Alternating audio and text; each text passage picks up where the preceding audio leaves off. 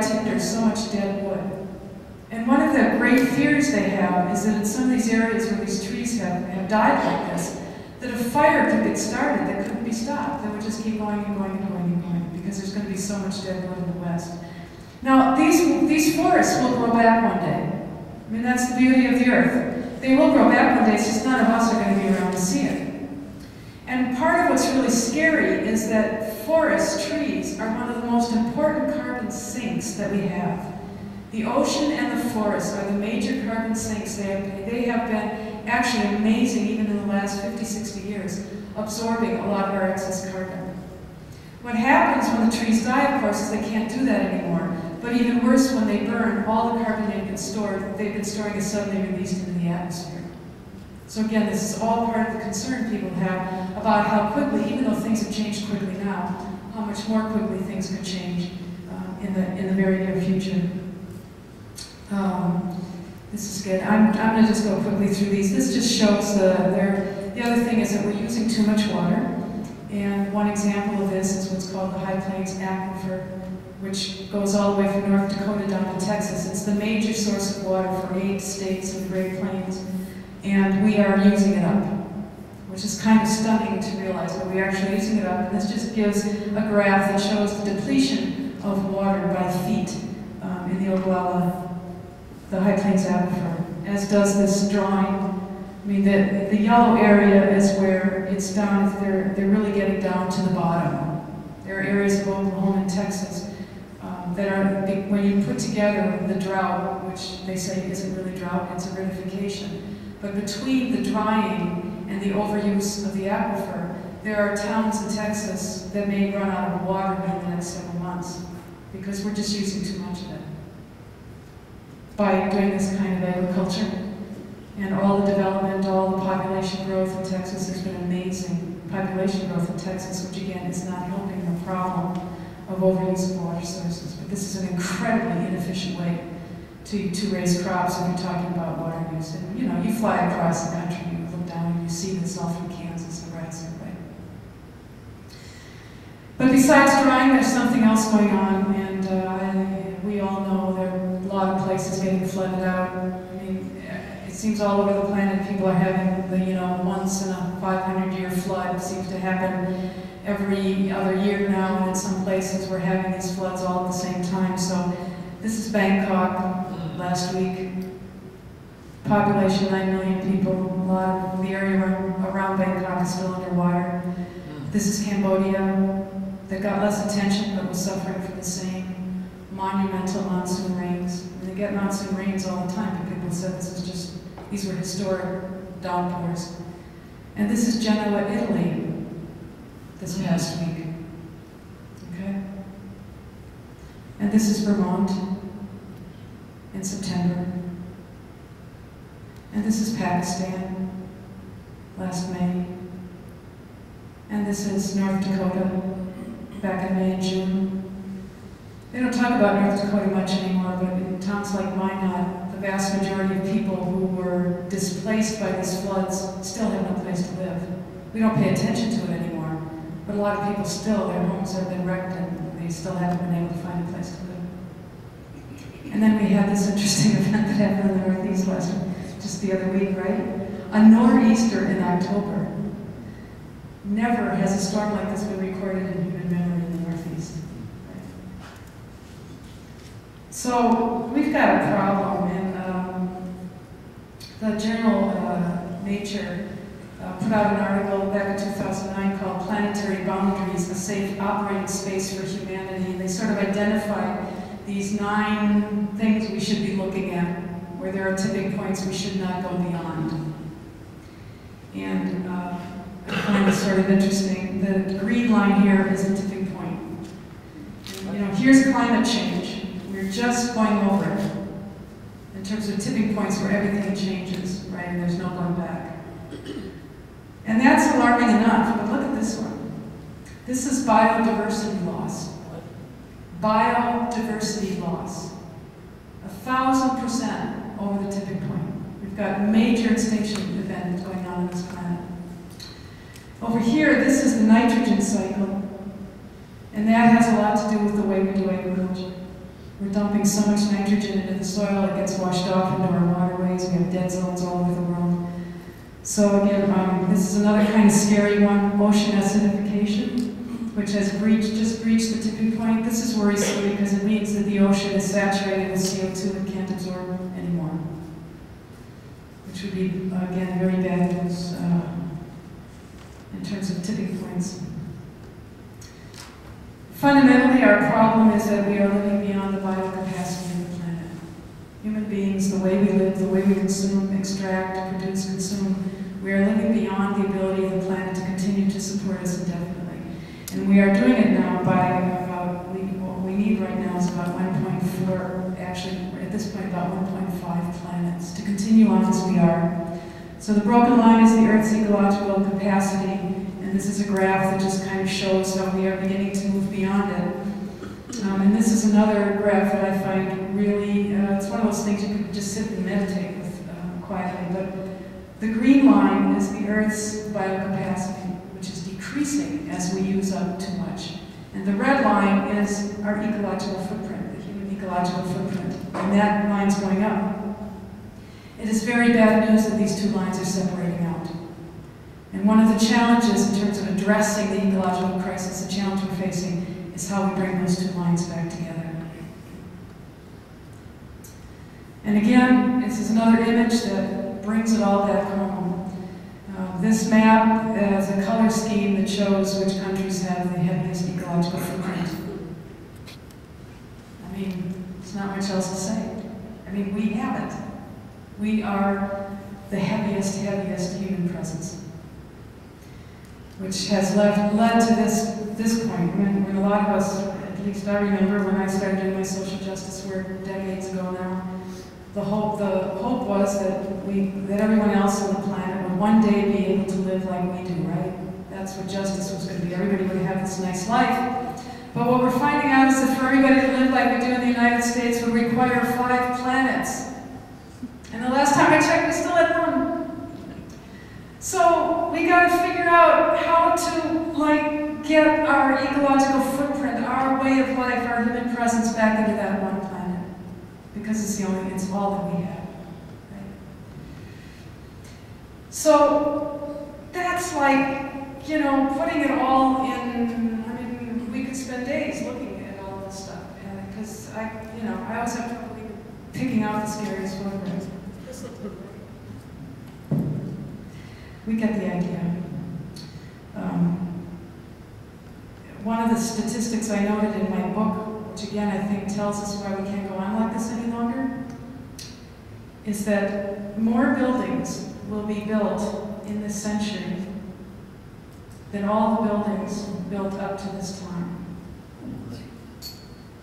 That's the projection. Now when I read that, I was really troubled because it is actually not possible.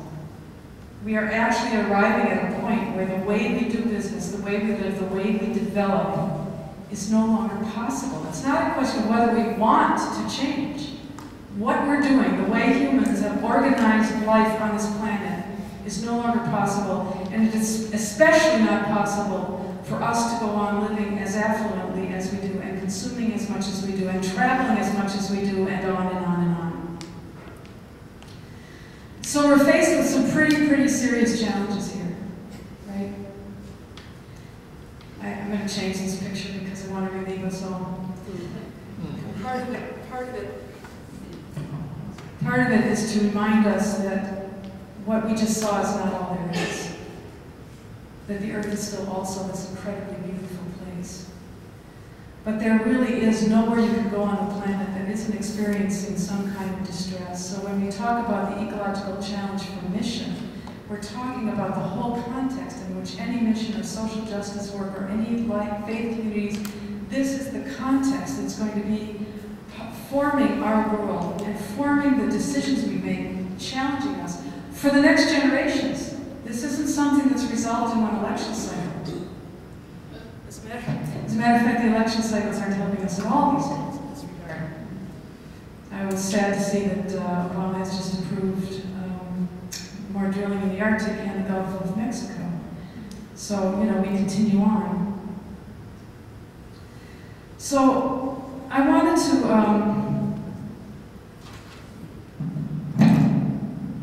talk a little bit about what this means for us. I mean, what I think this means for us. Hopefully we'll have some conversation about this. What does it mean when you get to a point where you recognize that the way you're living is no longer possible? Right? What is that? I mean, it's like there's something in the brain that kind of shuts down. If we look around our world and we try to look within the framework in which we live, right? If we try to look within the framework of that whole post-World War II industrial society and the model of economic growth, it's a phrase I'm getting really tired of hearing. That's what they say, we need to have jobs created. And I know that it's also what will bring about the death of the planet. So, we have to make some decisions. Is it really an either or? Or is it possible in a moment of crisis like this? You look at the paradigm and say, well, if that doesn't work, then we have to let go of the paradigm. It's the framework that's the problem. Now that's kind of scary, because we're not sure what that means. If we say we have to actually come up with a whole new human economy, really? But I would argue that it's going to happen anyway, because what we're doing is not possible any longer. Now here in the United States, we're buffered some. We can still kind of pretend that it's possible, because we still have a lot of ways we can protect ourselves. You know, we have homes where we can adjust heat and cool. You know, the water will wash off into the sewers, and they can build another new deep tunnel for the Milwaukee sewer department. And I mean, we can keep doing this for a while. But at some point, in some of these towns in Texas, they're going to turn on the water tap and nothing's going to come out. And at that point, something else needs to happen.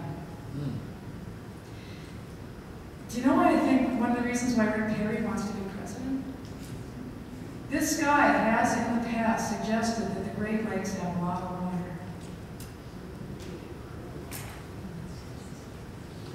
Remember when Bill Richardson said something like that when he wanted to be president, and he said, Wisconsin's just a wash of water. And when he said that, knowing that he would lose the primaries in Wisconsin, Illinois, Pennsylvania, Ohio, New York, that was sort of the end of his campaign. So Rick Perry's not saying this out loud very much, but it is in his past that this guy's been very interested in bringing a water pipeline for the Great Lakes. Thank God we have the Compact Basin Treaty in place, signed by George Bush. Why? It was an election year, and he needed the states of Pennsylvania, Ohio, Wisconsin, Illinois. So, thanks to that, we have that. So, he can't have his water pipeline because he'd have to get the approval of all of our states, plus 3 provinces of Canada, and then it would still have to go through Congress. So, but that gives you an idea about what some people are thinking about. That's looking within the paradigm to try to find the solution. All that would do would be to put off the water issues for a little bit longer time. It would buy Texas some time. We'd start saying, be like, you can't put a straw in my machine and suck it out, I'm sorry. So we need to start really thinking creatively about what it will mean to live differently on this planet, what it will mean to be human beings. And one of the most important things about coming out of any religious tradition is that every one of the religious traditions has something deep within it to help us. Narratives and stories that can be broken up in all new ways. One of my favorites, and I ended my book with it, is Love the Loaves and Fishes. Those of you who've read the book know I love the story. Because the narrative, I mean, stories are great because they sort of lay out this flow, right? It kind of tells us it's not just the story itself, it's the way the story flows. So what happens in the loaves of fishes? All these hungry people, thousands of hungry people, a little bit of fish, a little bit of bread. It's late in the day, you know, you can't send them off to Walmart anymore, it's closed, so, you know, what are you going to do? So the way the narrative goes, the bread and the food is blessed. It's broken up into smaller pieces, and then it's shared. And there not only is enough to meet everyone's needs, but there's abundance left over. Can we begin to look at our world that way? And even more, are we the ones who are willing to stop hoarding the basket of food for ourselves and start being willing to break up this food, what this beautiful earth has to offer us, into smaller pieces, if you will, so that we can get through this crunch time, which is going to last 100, maybe 200 years of this population growth. You know, we're going to go to at least 9 billion. UN says 10 in this century. So we're talking about 2 to 3 billion more people, more food that needs to be, more energy that needs to be provided, more water. Well, there's just so much water.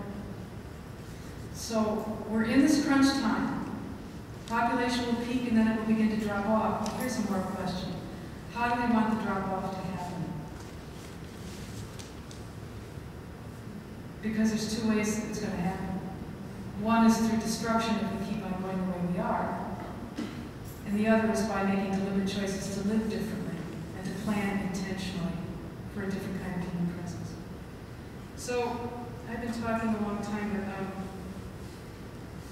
not too bad. But I want to, there are just a couple of wonderful people I quoted in this book, and I just wanted to read a couple of things by way of kind of bringing this part of our program to a close. And then I'm going to go back to the Jesuits too. It's really a wonderful document. I really recommend this document. This is from Ivone Guevara, who's an ecofeminist theologian from Brazil. And I love this. She says, I'm convinced that this way of thinking, she's talking about the old way of thinking, is shifting. Today we are beginning to experience who we are in a different way, more holistically. Why? Because we are beginning to suffer, because our water is dirty, our rivers and oceans are dirty, because our food isn't any good anymore. We feel great pain at the destruction. We sense at a gut level that we too are dirty, somehow polluted as well. Actually, that's an apt point, because our bodies are full of pollutants, right? Making us sick. Our intuition tells us that what many so-called primitive peoples have always held, that we are all in all. The scientists are also showing us how our very power over is tragic, because it is not only causing our own destruction as human beings, but it is destroying life itself. We humans cannot live if we destroy the rest of our body. And so we are beginning to discover our interconnectedness. We humans are not lords of creation. Instead, we are the Earth's thought, the Earth's reflection of itself, one type of consciousness present on the planet. Therefore, when we behold the sick body of the poor and see the injustice they suffer, we see it as our own body. There is no other. The other is myself. We are part of one immense, pulsating body that has been evolving for billions of years and is still evolving.